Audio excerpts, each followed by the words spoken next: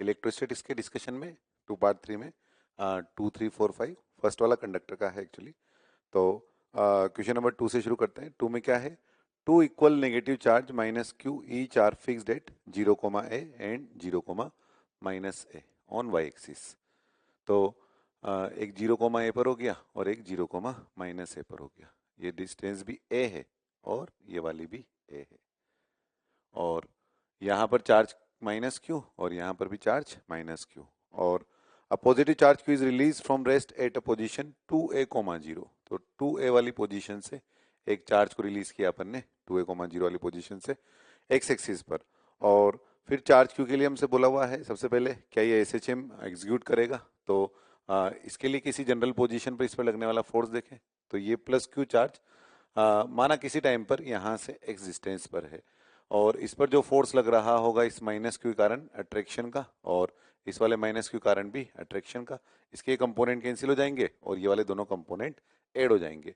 तो net force जो बना है, जैसे इसको एफ कहें इसको एफ कहें, तो दोनों फोर्स का ये एंगल थीटा ये एंगल थीटा, तो एफ साइन थीटा वाला पार्ट कैंसिल हो गया और एफ कोस थीटा वाला पार्ट ऐड हो गया। तो जो नेट फोर्स बना है इस पे वो क्या बन गया, वो बन गया 2f कोस थीटा। और f की वैल्यू डालें अगर अपन तो क्या बन जाएगा, ये a है और ये x है, तो डिस्टेंस कितना हो गया, ये हो गया under root of a square plus x square. तो f की वैल्यू डाल दें यहाँ पे तो गया 2f। साइन का यूज कर चुके हैं अपन डायरेक्शन दिखाने में कि अट्रैक्शन की डायरेक्शन है, वैल्यू है k q1 q2 upon are square यानी a square plus x square. और कोस थीटा की वैल्यू डाल दें, cos theta base upon hypotenuse से ये हो गया x upon a square plus x square की पावर 1/2। तो ये इस पर लगने वाला नेट फोर्स हो गया। नेट फोर्स में x तो है ही, ऊपर तो है ही, साथ में नीचे भी है, यानी फोर्स x के प्रोपोर्शनल नहीं आ रहा है, इसलिए ये SHM नहीं है। तो पहले ऑप्शन में हमें बोला था अपन से कि एग्जीक्यूट SHM, तो SHM नहीं एग्जीक्यूट करेगा। हाँ, ये हार्मोनिक मोशन तो होगा और ऑसिलेटरी मोशन बोल सकते हैं हम इसको अपन, लेकिन सिंपल हार्मोनिक नहीं बोल सकते क्योंकि सिंपल हार्मोनिक बोलने के लिए x की पावर 1 के प्रोपोर्शनल होना चाहिए, जबकि यहाँ पर x जो है वो नीचे भी आ रहा है। यह है इसका ए ऑप्शन। और बी वाले में बोला हुआ है at origin velocity of the particle is maximum. तो जब तक ये ओरिजिन के इधर की तरफ है तब तक इस पर लगने वाला जो नेट फोर्स है वो इसका एक्सेलरेशन दे रहा है इधर की तरफ, जो वेलोसिटी बढ़ाता जा रहा है, और यहाँ आकर वेलोसिटी मैक्सिमम हो गई।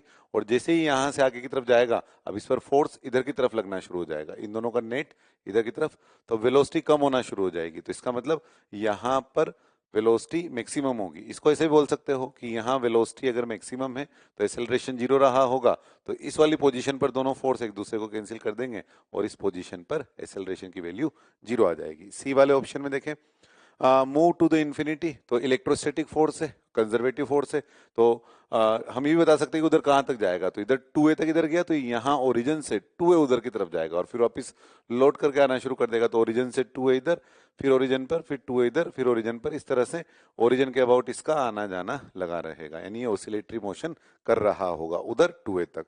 और डी में बोला हुआ है execute oscillatory but not SHM, तो हाँ आना जाना लगा हुआ है इसलिए ऑसिलेटरी, पर x के प्रोपोर्शनल नहीं है, x ऊपर तो है ही लेकिन साथ में नीचे a square plus x square की पावर 3/2 भी है, इसलिए ऑसिलेटरी है लेकिन SHM नहीं है। ये है क्वेश्चन नंबर 2।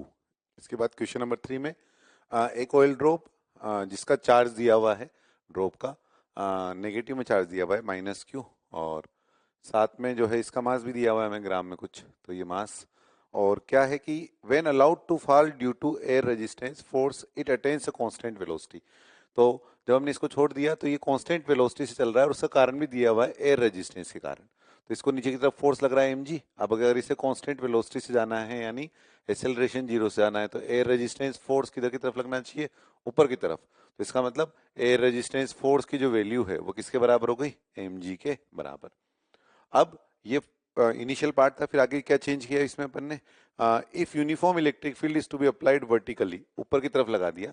और किस तरह से लगाया है इस बार अपन ने, पहले पिछले पहले पार्ट में तो ये किधर की तरफ जा रहा था, mg नीचे की तरफ लग रहा था तो इसको रेजिस्टेंस फोर्स ऊपर लगना है, तो इसका मतलब वेलोसिटी इसकी नीचे की तरफ रही होगी। और सेकंड पार्ट में हमसे बोला हुआ है कि यूनिफॉर्म इलेक्ट्रिक फील्ड जब हमने इसको अप्लाई किया तो एसेंट्स अप ऊपर की तरफ भेजना है। अब अगर वेलोसिटी ऊपर की तरफ देनी है अपने को, तो ए रेजिस्टेंस फोर्स उसके अपोजिट डायरेक्शन में लग रहा होगा, यानी नीचे की तरफ लग रहा होगा, और mg तो हमेशा ही नीचे लगना है। तो इसको ऊपर ले जाने के लिए जो फोर्स लग रहा होगा, इलेक्ट्रोस्टैटिक फोर्स, वो इलेक्ट्रिक फील्ड अगर नीचे लगाएंगे तो चार्ज नेगेटिव होने के कारण क्यू वाला फोर्स जो है वो ऊपर की तरफ लग पाएगा। तो ई की डायरेक्शन तो आ गई नीचे की तरफ, और वैल्यू निकालना चाहें अगर अपन ई की तो कैसे लिख सकते हैं, ऊपर की तरफ लगने वाला, क्योंकि कांस्टेंट वेलोसिटी से चल रहा है इसलिए एक्सेलरेशन जीरो है, तो इसलिए फोर्स बैलेंस कर सकते हैं। तो क्यू ई इक्वल टू कितना हो गया, M G plus air resistance F air, और एफ एयर की वैल्यू जो है वो हम यहाँ से डाल सकते हैं क्योंकि सेम कांस्टेंट वेलोसिटी से ले जा रहे हैं, इसलिए एयर रेजिस्टेंस सेम ही रह जाएगा। तो एयर रेजिस्टेंस की वैल्यू यहाँ से डाल दी अपन ने, तो ये भी एम जी और ये भी एम जी, यानी कितना हो गया 2 mg, और ये क्यू ई, तो क्वेश्चन में हमें क्यू दिया हुआ है, उससे हमें ई की वैल्यू पता लग जाएगी। ई पता लग गया तो ई की मैग्नीट्यूड यहाँ से पता लग गया और ई की डायरेक्शन यहाँ से पता लग गई, हमें डायरेक्शन और मैग्नीट्यूड बताना था। ये है question number 3। Question number 4 theory based है। एक नॉन कंडक्टिंग सॉलिड स्फीयर दिया हुआ है और इसमें हमें बोला हुआ है कि मैग्नीट्यूड ऑफ इलेक्ट्रिक फील्ड किस तरह से चेंज हो रहा होगा। तो सॉलिड स्फीयर में अपन ने ई वर्सेज आर का ग्राफ देखा, क्या बना था वो ई वर्सेज आर का ग्राफ। जब तक अंदर वाली पोजीशन पर थे तब तक ई प्रोपोर्शनल टू आर था और फॉर्मूला था K Q small R upon capital R cube, और बाहर वाली पोजीशन के लिए E inversely proportional to R square था। तो सरफेस तक के लिए हम क्या बोल सकते हैं कि सरफेस तक ये लीनियरली बढ़ेगा और उसके बाद ये कंटिन्यूसली घटता जा रहा होगा। तो increases up to R less than equal to R and then decreases from R बराबर आर टू इनफाइनाइट। ये है क्वेश्चन नंबर 4। टू पार्ट 3 के क्वेश्चन नंबर 5 में क्या दिया हुआ है, uniform electric field of strength E exist in the region. यहाँ पर इलेक्ट्रिक फील्ड है इस रीजन में, और एक इलेक्ट्रॉन यहाँ से एंटर कर रहा है, चार्ज उसका -e और मास है m, और इस पॉइंट से जहां से एंटर किया उसकी वेलोसिटी v जे के वाली डायरेक्शन में है, क्वेश्चन में डायग्राम में दिखाया हुआ है। और थोड़ी दूर चलने के बाद उसका जो कोऑर्डिनेट हो गया a,0 से वो हो गया 2a,d, और y डायरेक्शन वाली जो वेलोसिटी है वो भी y के ही सेम v के ही बराबर है, और x में कुछ ना कुछ वेलोसिटी आ गई है, हमने मान लिया माना कि वो वेलोसिटी v1 के बराबर है। तो एक तो हमें v1 पता करना है क्वेश्चन में, और साथ में इलेक्ट्रिक फील्ड का मैग्नीट्यूड और डायरेक्शन दोनों पता लगानी है। तो एक बात हम बता सकते हैं कि y डायरेक्शन की स्पीड में तो कुछ चेंज आया नहीं, इस कारण से y वाली डायरेक्शन में तो इलेक्ट्रिक फील्ड नहीं रहा होगा। इलेक्ट्रिक फील्ड टेढ़ा भी नहीं रहा होगा, क्योंकि अगर टेढ़ा रहा होगा इलेक्ट्रिक फील्ड तो उसके जो दो कंपोनेंट होंगे उसमें से एक कंपोनेंट y वाली स्पीड को चेंज कर देगा। इसका मतलब इलेक्ट्रिक फील्ड जो है वो कौन सी डायरेक्शन में रहा होगा, x वाली डायरेक्शन में। अब x वाली डायरेक्शन में भी इलेक्ट्रिक फील्ड की दो पॉसिबिलिटी है, +x में या -x में। तो मान लो +x में है, तो अगर इलेक्ट्रिक फील्ड +x में है और इस इलेक्ट्रॉन का चार्ज माइनस में है, तो इस पर जो फोर्स लगेगा वो उधर की तरफ लगेगा, यानी इलेक्ट्रॉन उस तरफ मूव कर रहा होगा, जबकि x कोऑर्डिनेट तो प्लस में आया है, ये तो इधर की तरफ चल रहा है। इसका मतलब ये हुआ कि इलेक्ट्रिक फील्ड जो है वो -x वाली डायरेक्शन में रहा होगा। तो इलेक्ट्रिक फील्ड अगर इधर वाली डायरेक्शन में रहेगा तो इलेक्ट्रॉन पर जो फोर्स लगेगा वो +x वाली डायरेक्शन में लग जाएगा, यानी इधर की तरफ E/m, ये इसका x डायरेक्शन पे लगने वाला फोर्स, और इससे x डायरेक्शन का एक्सेलरेशन आ गया। अब हमें जैसे इसका इलेक्ट्रिक फील्ड की वैल्यू पता लगानी है, तो इसमें x का कोऑर्डिनेट और y डायरेक्शन का कोऑर्डिनेट का चेंज पता है अपने को। तो x में और y में इक्वेशन लगा दें, तो पहले y में लगाते हैं, sy equal to UIT plus half AY into T square. y direction का डिस्प्लेसमेंट कितना हुआ इसमें, ये d है, 0 है, तो d - 0 यानी d, और y डायरेक्शन की जो वेलोसिटी है वो कितनी v इंटू टी, y में कोई एक्सेलरेशन नहीं है इसलिए टर्म 0 हो गई। तो यहां से टाइम पता लग गया अपने को कि कितनी देर में ये वहां से ए से बी वाली पोजीशन पर वो पहुंचा है, और इस पोजीशन का कोऑर्डिनेट का नाम दिया हुआ है ए और इस वाले का नाम दिया हुआ है बी। तो ए से बी पर कितनी देर में ये पहुंचा है। इसके बाद एक्स डायरेक्शन में भी इक्वेशन लगा दे ऐसे ही, एक्स बराबर U T plus half A T square. तो ये लगाया अपन ने U T plus half A T square X वाले डायरेक्शन में। तो एक्स डायरेक्शन में डिस्प्लेसमेंट की वैल्यू लिखे, X final minus X initial, 2a minus A, यानी कितना बचा ए। एक्स डायरेक्शन की इनिशियल वेलोसिटी, इस डायरेक्शन में कोई वेलोसिटी नहीं है, इनिशियल वेलोसिटी एक्स वाली 0 है इसलिए 0 हो गया, और प्लस हाफ ए एक्स, एक्स डायरेक्शन का एक्सेलरेशन वो है E/m और इनटू टी स्क्वायर, टी यानी d/v का स्क्वायर। तो हो गया अपने पास D square by V square. तो यहां से हमें इलेक्ट्रिक फील्ड का वैल्यू पता लग गया, ई बराबर, इस सबको इधर भेज दें तो कितना हो गया 2ma v² अपॉन और इधर से ई डी स्क्वायर, ये हो गया इलेक्ट्रिक फील्ड का मैग्नीट्यूड। डायरेक्शन हम ऑलरेडी बता चुके हैं, डायरेक्शन माइनस एक्स एक्सिस के अलॉन्ग है। तो ऑप्शंस देखते हैं क्या क्या दिए हमें। पहले में तो इलेक्ट्रिक फील्ड का वैल्यू दिया हुआ है, ये मैग्नीट्यूड और डायरेक्शन। आगे दिया हुआ है rate of work done by the electric field at B, यहां पर इलेक्ट्रिक फील्ड का रेट ऑफ वर्क डन। अब रेट ऑफ वर्क डन का मतलब क्या हो गया, पावर, तो पावर एट बी बताना है। पावर यानी force into velocity, F vector dot V vector, और एफ वेक्टर में फोर्स किधर की तरफ लग रहा है, इस पर E minus I cap direction में, और वेलोसिटी जो है इसकी वो एक्स में भी है और वाई में भी है। एक्स में क्या है v1 आई केप और वाई में है वी जे केप। तो डॉट प्रोडक्ट इसलिए आई डॉट जे तो जीरो हो जाएगा, आई डॉट आई बचा रह गया। तो यहां से कितना हो गया ई इंटू वी1, और उसका मैग्नीट्यूड बताना है अगर अपने को, तो माइनस साइन नहीं रहा यहाँ पर अब। तो ये हो गया ई इंटू वी1। अब ई तो यहाँ रहा अपने पास, अब वी1 और निकाल लें। तो वी1 की वैल्यू कैसे निकालें, वी1 निकालने के लिए एक्स डायरेक्शन में इक्वेशन लगा दें, v बराबर u प्लस ए टी। तो एक्स डायरेक्शन की वेलोसिटी कितनी हो गई है v1, एक्स डायरेक्शन की इनिशियल वेलोसिटी कितनी है 0, एक्स डायरेक्शन का एक्सेलरेशन कितना है ई बाई एम, और इस ई को इधर भेज दो, इस एम को इधर भेज दो, तो यहां से ई बाई एम का वैल्यू पता लग गया। कितना हो गया E by M, E by M equal to, ये हो गया अपने पास 2a v² और अपॉन डी स्क्वायर, यहाँ डाल दिया अपन ने, और टी की वैल्यू भी यहां से डाल दी, टी इक्वल टू कितना डी बाई वी। तो ये हो गया अपने पास 2a v² upon D square into और डी बाई वी, तो डी बाई वी, तो ये डी कैंसिल हो गया यहाँ से, और उसके अलावा एक वी कैंसिल हो गया ये वाला। तो क्या बचा रह गया यहाँ पर, ये रह गया अपने पास एक डी कैंसिल होने के बाद 2a v/d, ये v1 आ गया। तो v1 है अपने पास, e है अपने पास, ये दोनों वैल्यू उठा करके ये v1 की वैल्यू तो यहाँ से डाल दी, e की वैल्यू यहाँ से डाल दी, तो इससे अपने को पावर एट बी पता लग जाएगा। और एक और ऑप्शन इसमें दिया हुआ है कि rate of work done at A पर बताना है, पर ए पर तो जो फोर्स है एक्स डायरेक्शन में और वेलोसिटी वाई डायरेक्शन में, तो दोनों के बीच का एंगल 90, तो डॉट प्रोडक्ट ए वाली पोजीशन पर यहां पर वो कितना हो जाएगा 0। और आखिरी पार्ट में पूछा है वेलोसिटी एट बी, तो ये कितना हो जाएगा v1 I cap plus V J cap. तो v1 आई केप यानी ये इंटू आई केप और प्लस वी जे केप, ये है क्वेश्चन नंबर 5। 3 पार्ट 1 के क्वेश्चन नंबर 3 वाला जो क्वेश्चन है उसमें तो केवीटी के अंदर इलेक्ट्रिक फील्ड पूछा है, तो वो अपन ने फॉर्मूला भी याद किया हुआ है, रो C1 C2/3 एप्सिलॉन 0, और उसमें उस पॉइंट ए का तो नाम ही नहीं आता जहां पर इलेक्ट्रिक फील्ड बताना है, तो वो कांस्टेंट वैल्यू आती है केवीटी के अंदर, रो C1 C2/3 एप्सिलॉन 0। तो क्वेश्चन नंबर 3 हुआ। 6 7 8 की बात करते हैं अपन अब।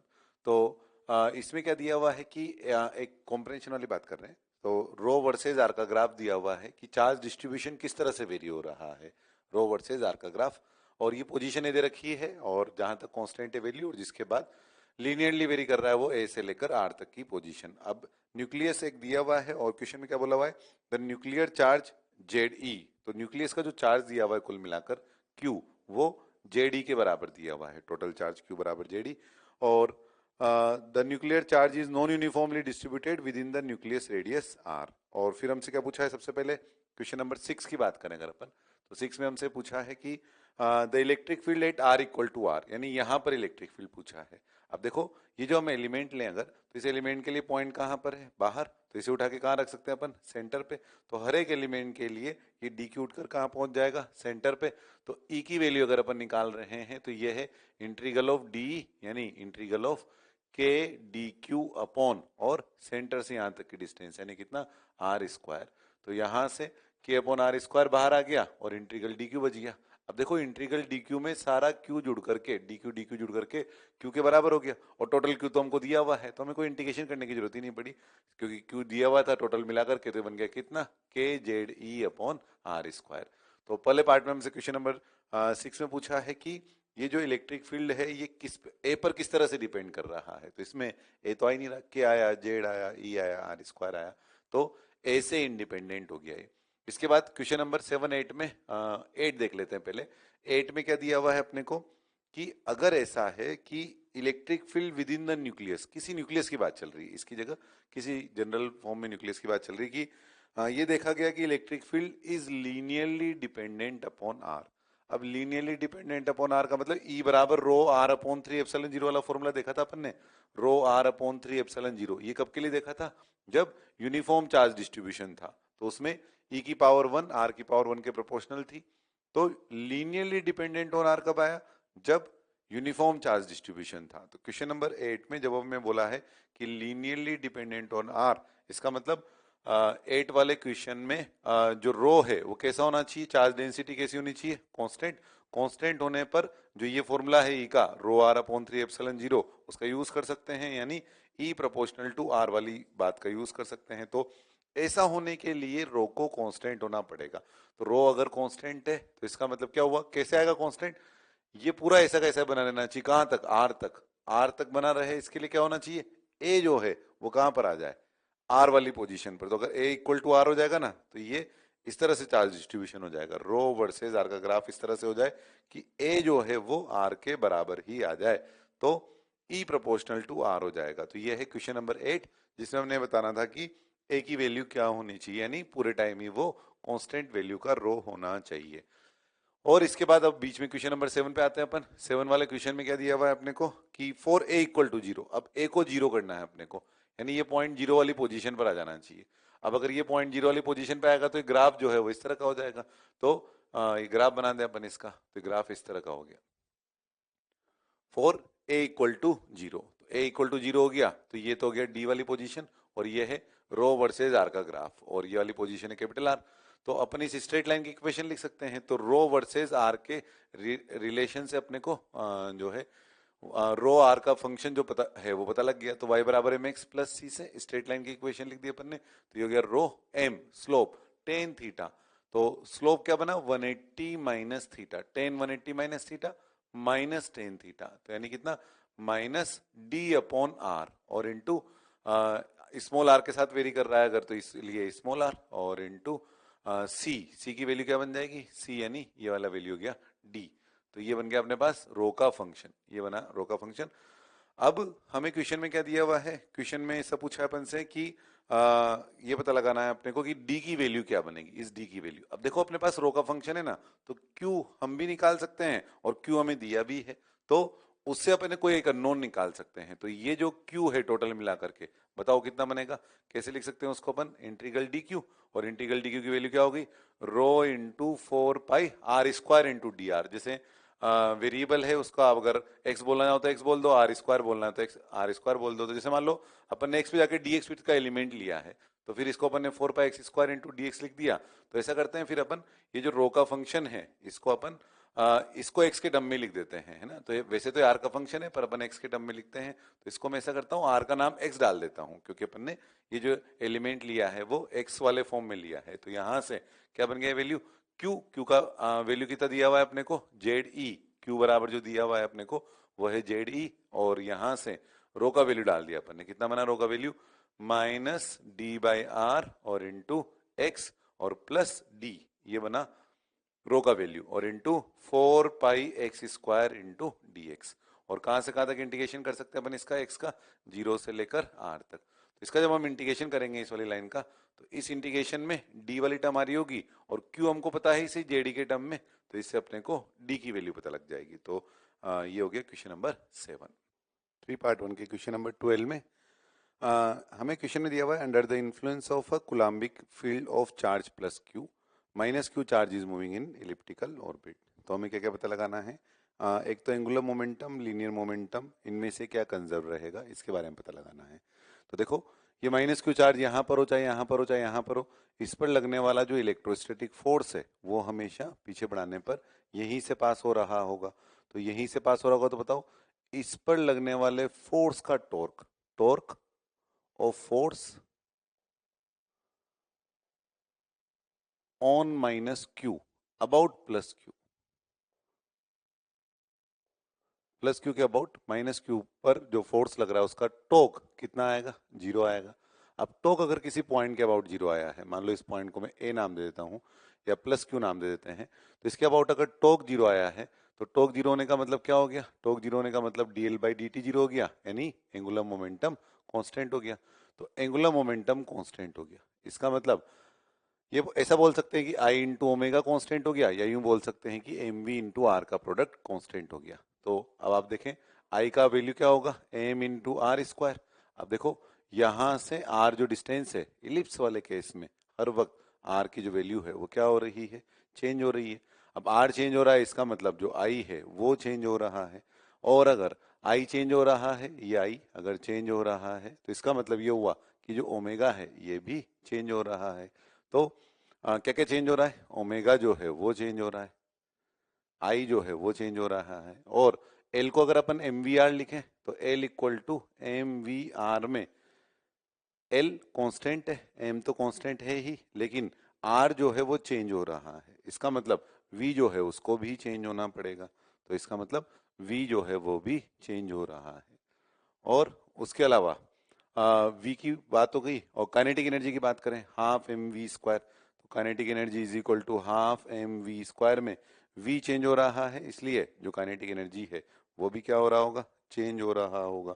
और लीनियर मोमेंटम की बात करें तो पी वेक्टर की बात करें तो एम इंटू वी वेक्टर से वी की तो डायरेक्शन भी चेंज हो रही है और वी का मैग्नीट्यूड भी चेंज हो रहा है, इसलिए जो पी है वो भी चेंज हो रहा है।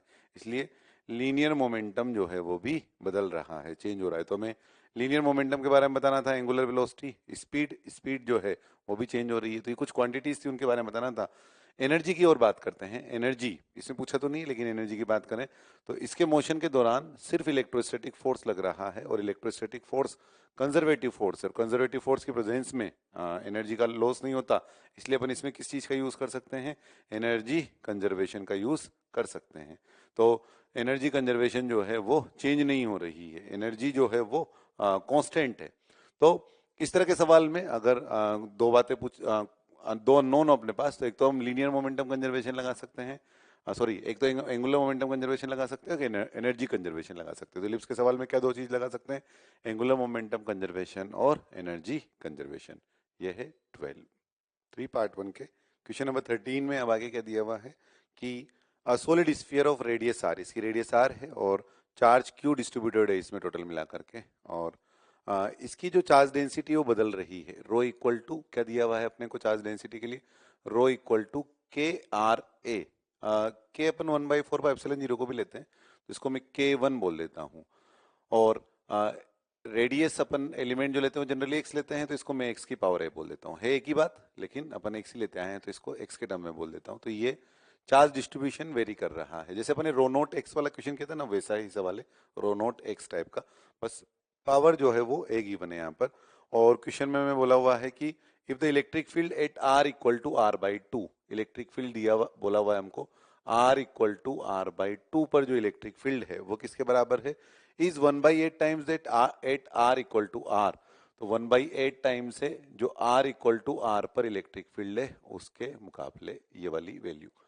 तो R equal to R by two पर निकाल लेते हैं और आर इक्वल टू आर पर निकाल लेते हैं। तो R equal to R by two पर निकालना है, जैसे अपने को पॉइंट ए बोल दें इसको अपन, जैसे ये वाली जो पोजीशन है वो ए के करस्पॉन्डिंग है, और आर इक्वल टू आर यानी वाली जो पोजीशन है वो बी के करस्पॉन्डिंग है।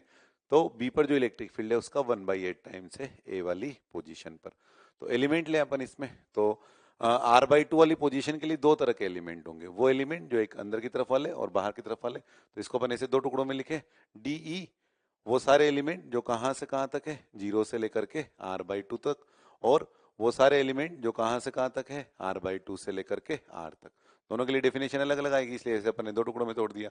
और इसके लिए तो आर इक्वल टू आर यानी बी वाली पोजीशन के लिए तो सारे ही एलिमेंट के लिए बी बाहर है, यानी एक ही तरह का एलिमेंट है। तो क्या लिख सकते हैं, डीई और कहां से कहां तक, जीरो से लेकर के आर तक। अब इसमें से ये वाले जो एलिमेंट है, ये वाले जो एलिमेंट है उनके लिए देखो ए वाला पॉइंट कहां पर लाई करता है, अंदर, और अगर अंदर लाई करता है तो अंदर इलेक्ट्रिक फील्ड कितना होता है, जीरो। तो ये वाली जो टर्म है वो जीरो हो जाएगी। तो हमें जीरो से लेकर आर बाई टू तक निकालना रह गया। तो जीरो से लेकर आर बाई टू तक कैसे लिखेंगे, ये वाले एलिमेंट के लिए ए बाहर है तो इसे उठा के कहाँ रख दें, सेंटर पे।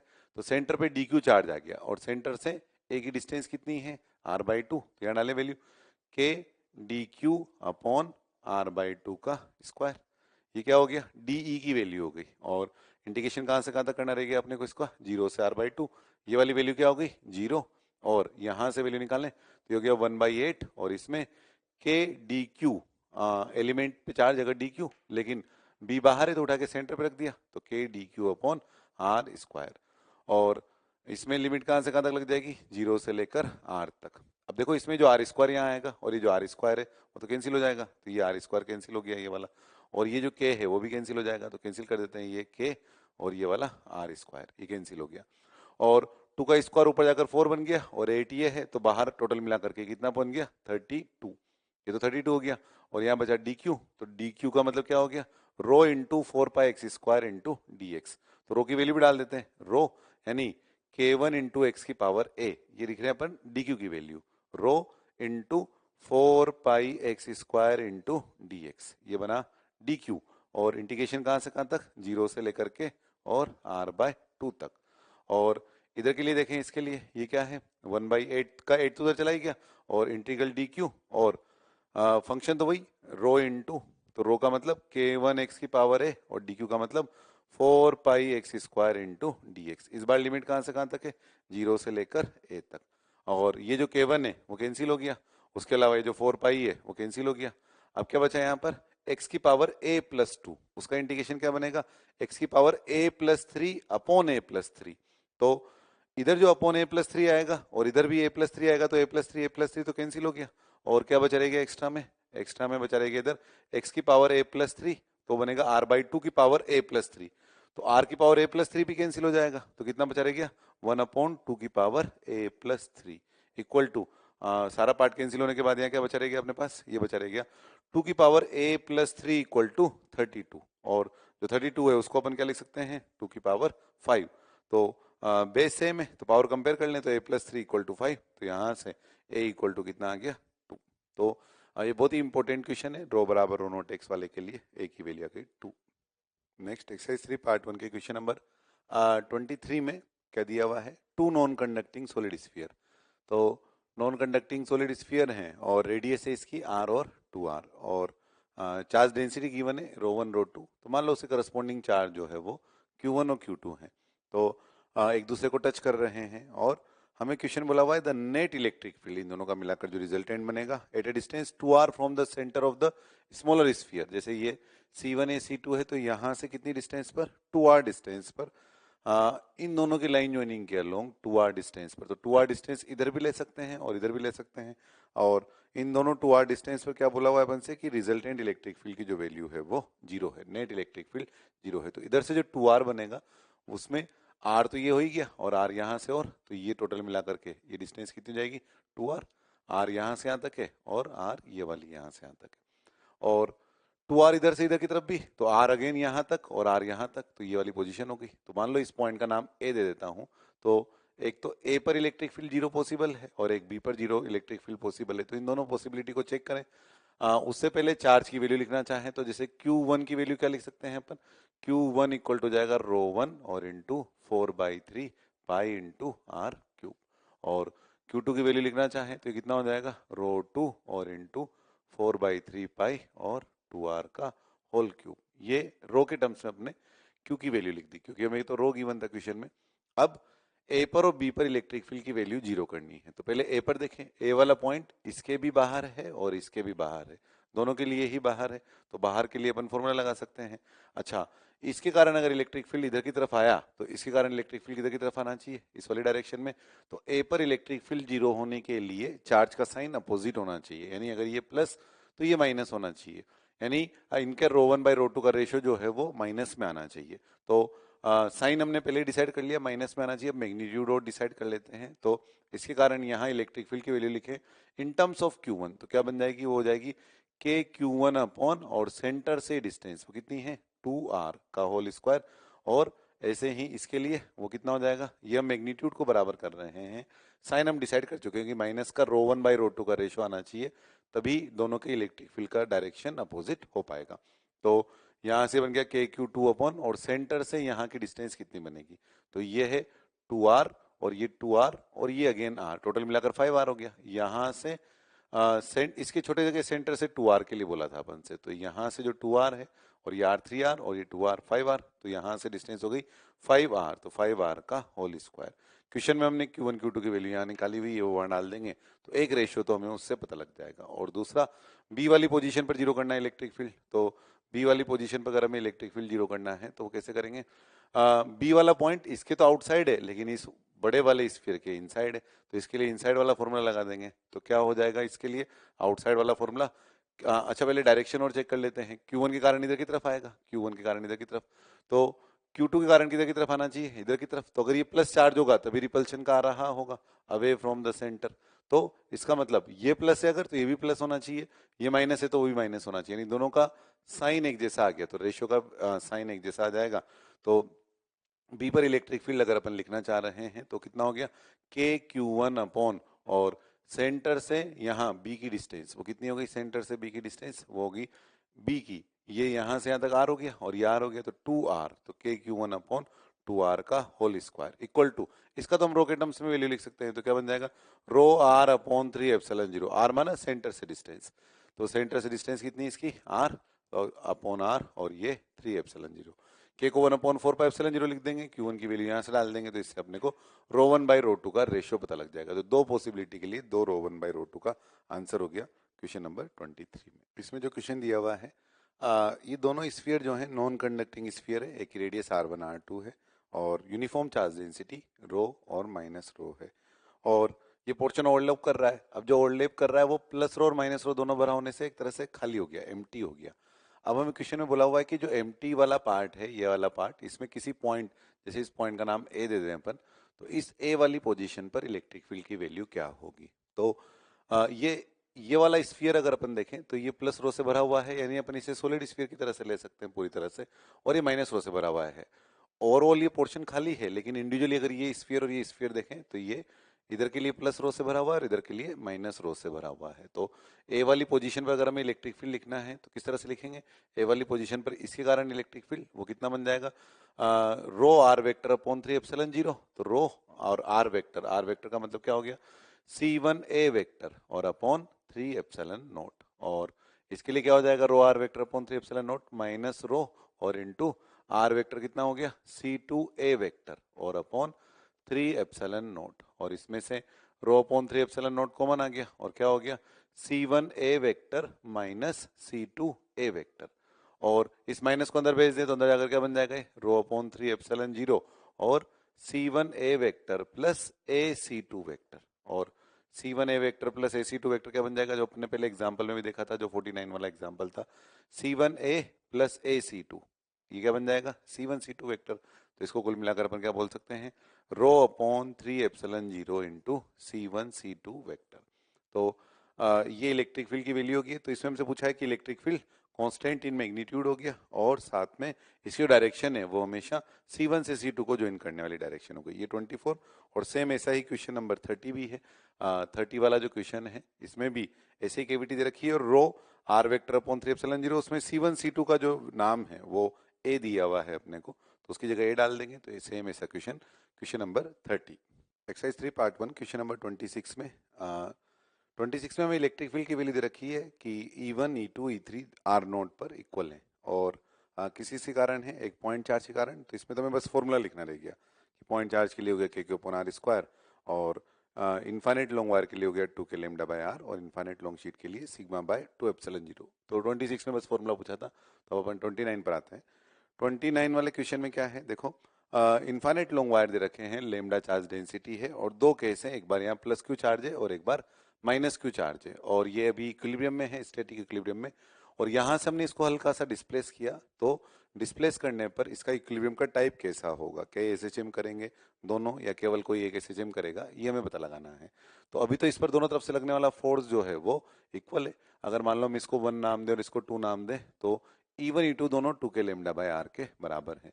पर यहाँ से मान लो हमने हल्का सा x डिस्प्लेस किया इसको, इस वाले चार्ज को, तो अब क्या होगा? इस वाली पोजीशन पर इस 1 के कारण जो इलेक्ट्रिक फील्ड लगेगा वो है QE1 इधर की तरफ, और इसके कारण जो फोर्स लगेगा वो कितना? QE2।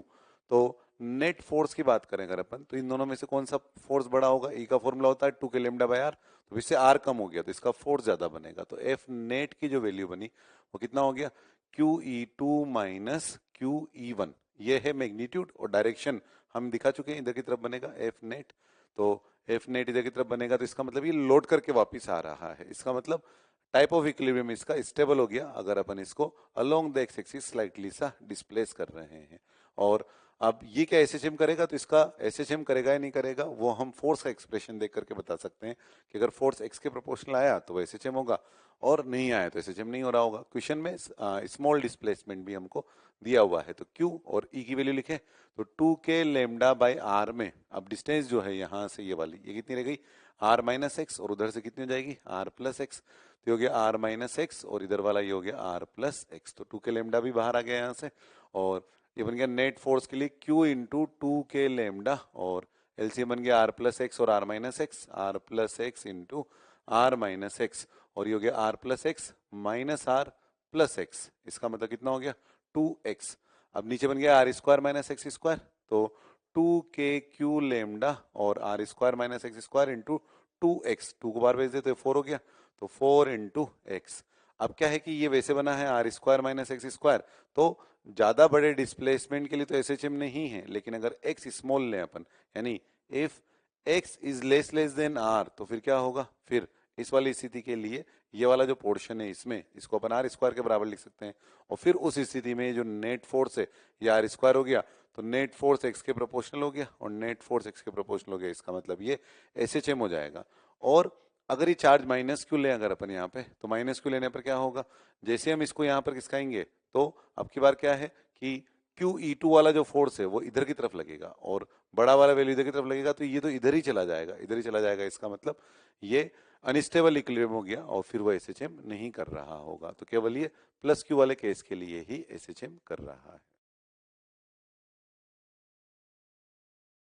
नेक्स्ट टर्म जो है वो है अपने पास पोटेंशियल डिफरेंस, और कोई सोर्स चार्ज है जैसे यहाँ पर, और इस सोर्स चार्ज के कारण हम दो पॉइंट में पोटेंशियल डिफरेंस निकालना चाहते हैं, जैसे बी है ये ए है और ये सोर्स चार्ज है, और सोर्स चार्ज का कुछ वैल्यू है मान लो कुछ क्यू, और हम पोटेंशियल डिफरेंस निकालना चाहते हैं। तो पोटेंशियल डिफरेंस तो वैसे हम पहले निकाल चुके हैं, जो अपन ने वीपी लिखा था वो वीपी माइनस वी इन्फाइनिटी लिखा था, और पोटेंशियल डिफरेंस कैसे डिफाइन किया था अपन ने, किसी पॉइंट पी का सोर्स के कारण किसी पॉइंट पी का ऐसे डिफाइन किया था कि इनफाइनाइट से उस पॉइंट पी तक यूनिट पॉजिटिव चार्ज को स्लोली लाने में किया गया वर्क डन।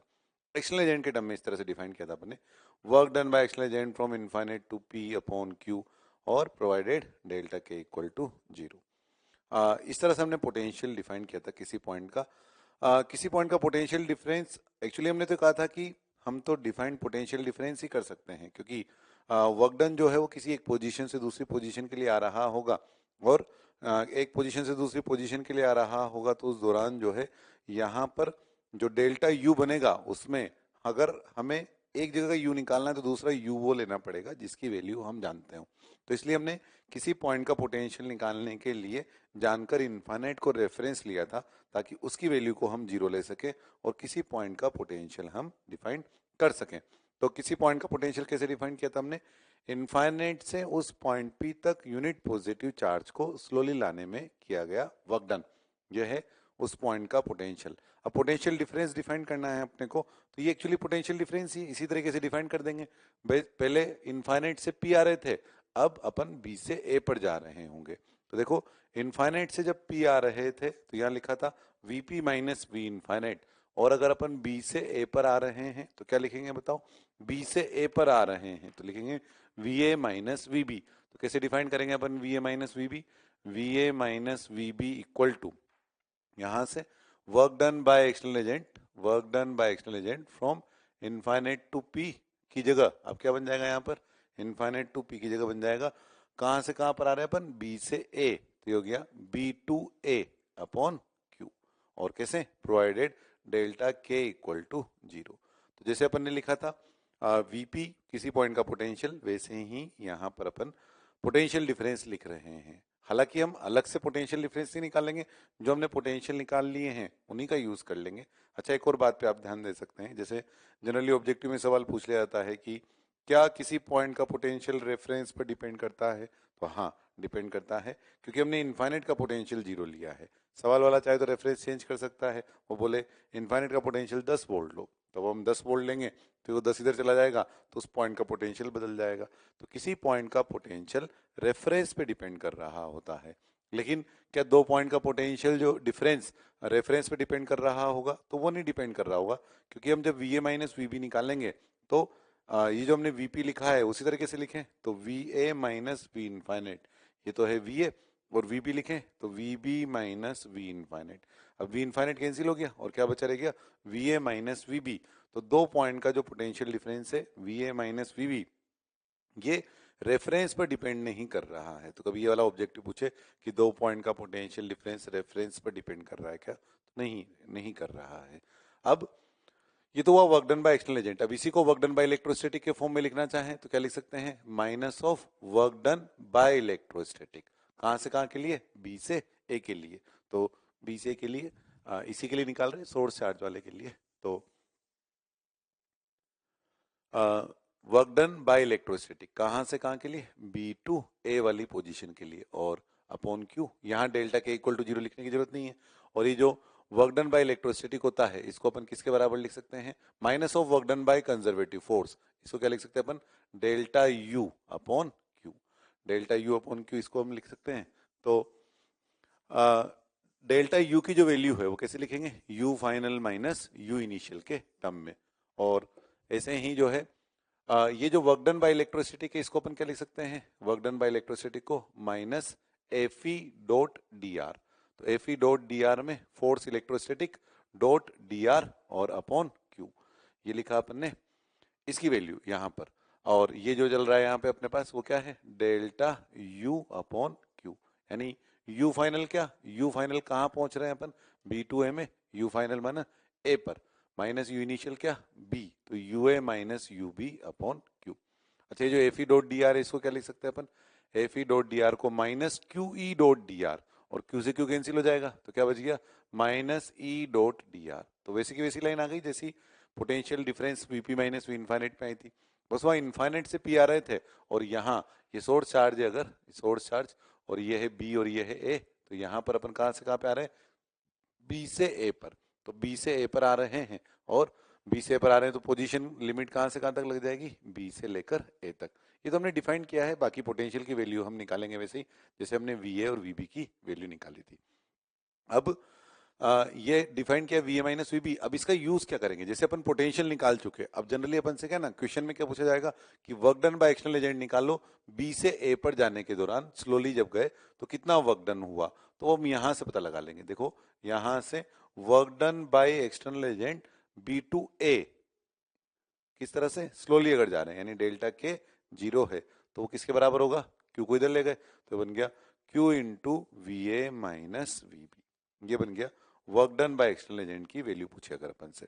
और ऐसे ही वर्क डन बाय इलेक्ट्रोस्टैटिक पूछे तो इस क्यू को इधर की तरफ भेजेंगे तो माइनस और जाएगा उधर, तो V A minus V B minus V A बन जाएगा। तो work done by electrostatic from B to A, और डेल्टा के तो 0 है, तो क्या बन गया ये?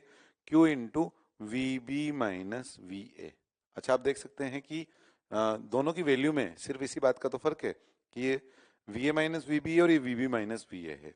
हाँ, एक्सटर्नल एजेंट में स्लोली तो हमें लिखना ही होता है, क्योंकि एक्सटर्नल एजेंट में हम थोड़ा तेज भी लेकर के जाएंगे तो फिर बचा हुआ वर्क डन काइनेटिक एनर्जी के चेंज में चला जाएगा। लेकिन अगर हमें इसको इसके बराबर लाना है तो तभी पॉसिबल है जब एक्सटर्नल एजेंट में डेल्टा के 0 लिखा हो। तो इन दोनों में से कोई एक आंसर याद रख लें, और दूसरे के लिए हम बोल देंगे कि दूसरे का आंसर जो है उसका उल्टा आ रहा है। तो अपन ऐसा करें, चैप्टर इलेक्ट्रोसिटी की चल रहा है तो ये वाला याद रख लेते हैं, work done by electrostatic from B to A equal to Q into V B minus P A. जैसे यहाँ बी से ए की तरफ जा रहे हैं ना, तो बी टू ए, तो जिस ऑर्डर में आया उसी ऑर्डर में यहाँ पर आ गया V B minus V A. External का उसका उल्टा हो जाएगा, तो अपन याद रखेंगे work done by electrostatic Q into V B minus V A.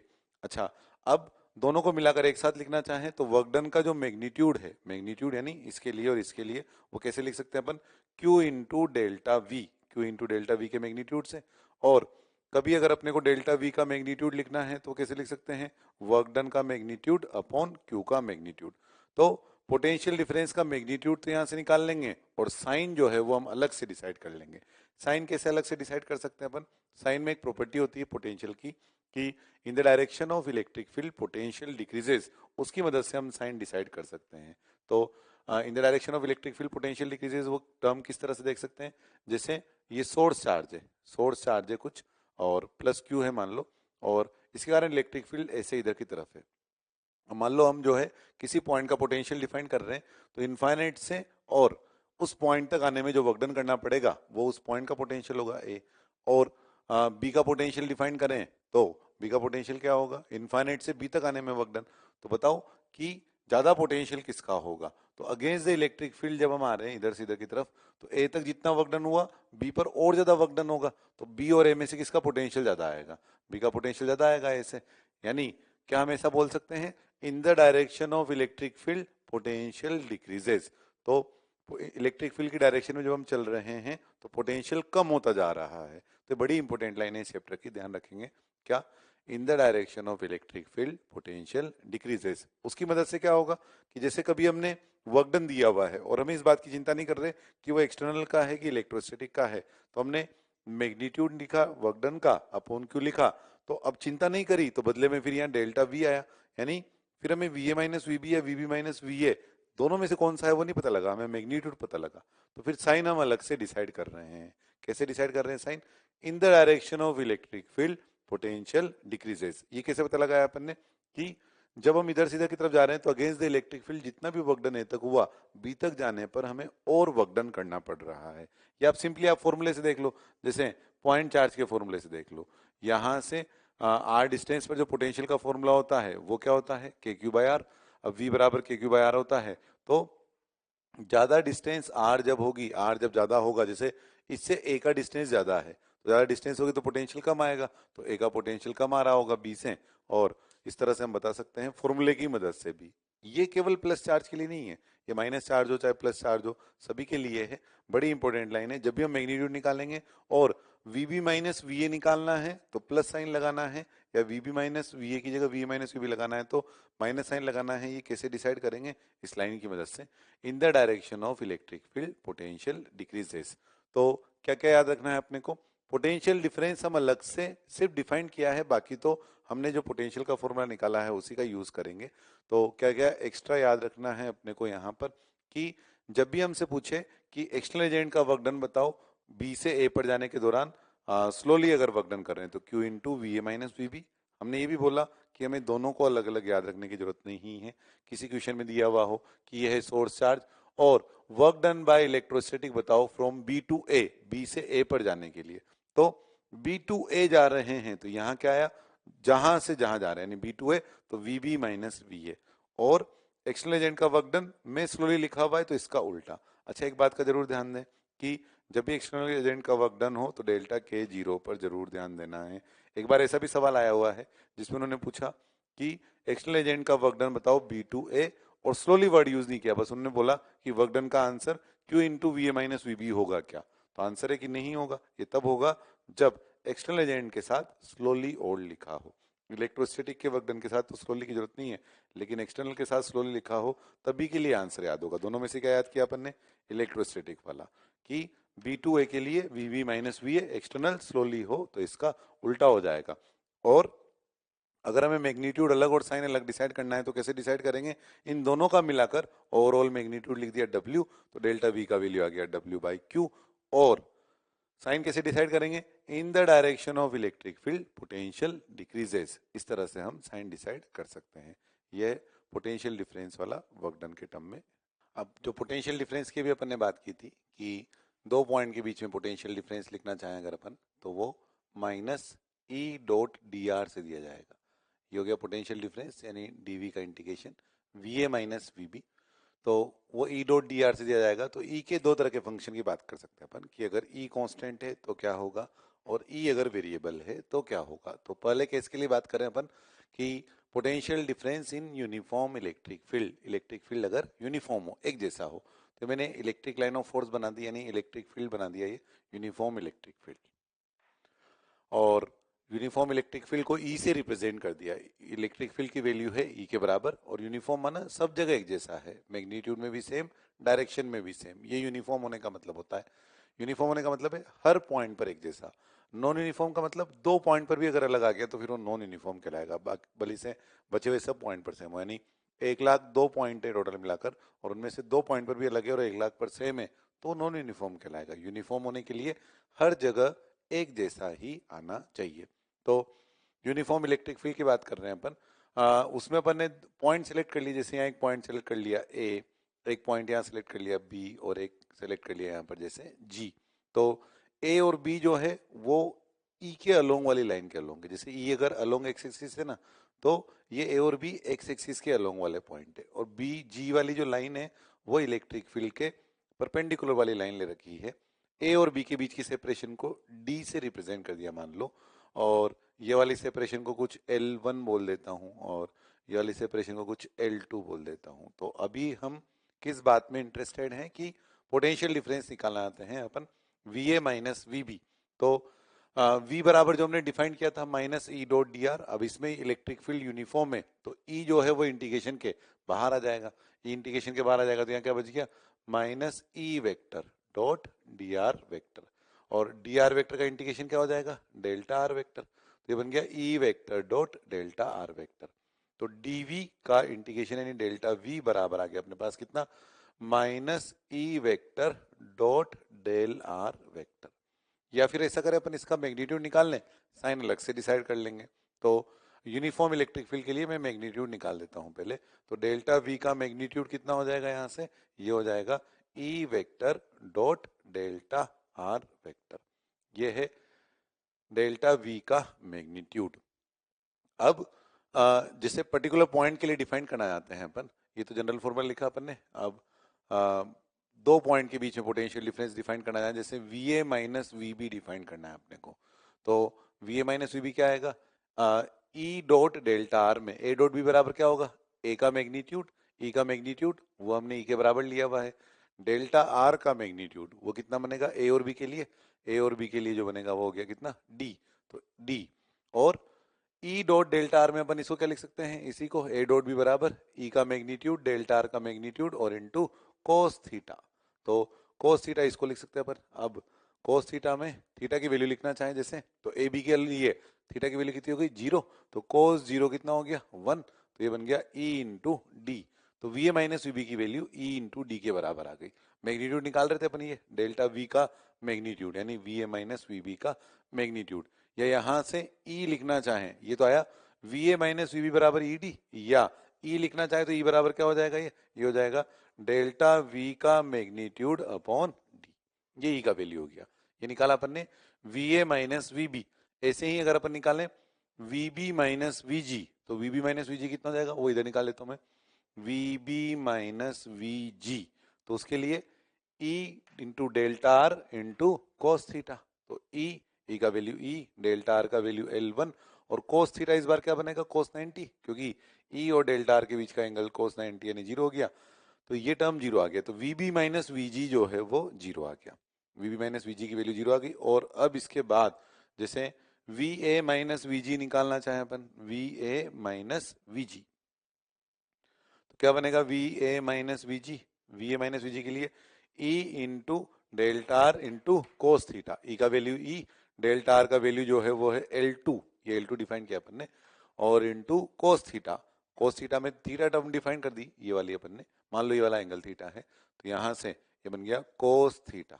अच्छा कोस थीटा की वैल्यू लिखना चाहे तो क्या बनेगी, कोस थीटा बराबर बेस डी अपॉन हाइपोटेनस यानी L2, ये बन गया डी अपॉन L2। तो ये हो गया डी अपॉन L2 डाल दो यहाँ पे, डी अपॉन L2, देखो L2 से L2 कट गया तो कितना बच गया E इंटू डी, ये तो इसी के बराबर आ गया VA माइनस VG बराबर E इंटू डी।